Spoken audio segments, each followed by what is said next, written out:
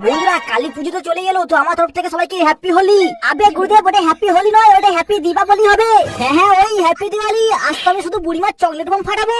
আবে বুড়িমার chocolate bomb ফাটে বাচ্চারা, আমরা হচ্ছে লেজেন্ড, আমরা ফুলঝুরি ফাটাবো। জানে মান তুমি কি ফাটাবে?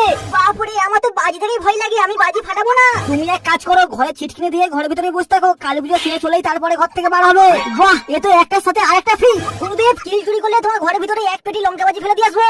বাহ, আমার তো ভালোই হবে, তাড়াতাড়ি ফেল, আমার তো বাজি কিনতেই লাগবে না। তাহলে আমার কিলটাও চুরি করলো, এবার আমাকেও মারবে। তুই রাগ করিস না, আমার ঘরেতে আসবি, তোকে লকুন্দরা দিয়ে মিষ্টি মুখ করাবো। আরে ভাগো রে ভাগো, রাজবাড়ির ভিতরে থেকে রকেট ছেড়ে দিয়েছি। আবে তোর রকেট থেকে ভয় পাচ্ছিস? আমি একসময় প্যান্টের ভিতর থেকে রকেট ছাড়তাম। হ্যাঁ, কি বলো গুরুদেব, তোমার রকেটটা ঠিক আছে তো? আমার রকেট পুরো চাঙ্গা আছে, এইখানে ছাড়লে পুরো চাঁদে গিয়ে ফাটবে। ফিয়ার কিল? আবে ফিয়ার কিল লইবে, ওকে আমি মেহনত করে নক করেছি। তুমি মেহনত করে নক করেছো, আমি কিলটা করিনি গুরুদেব। আবে আমি মেহনত করে নক করেছি, আমি কিলটা করবো। এলে গুরুদেব, হ্যাপি দীপাবলি। গাইস, তোমাদেরকে আমি একটা কথাই বলতে চাই, কেউ বাজি খেয়ে মদ ফাটাবেন না, না মানে কেউ মদ খেয়ে বাজি ফাটাবেন না।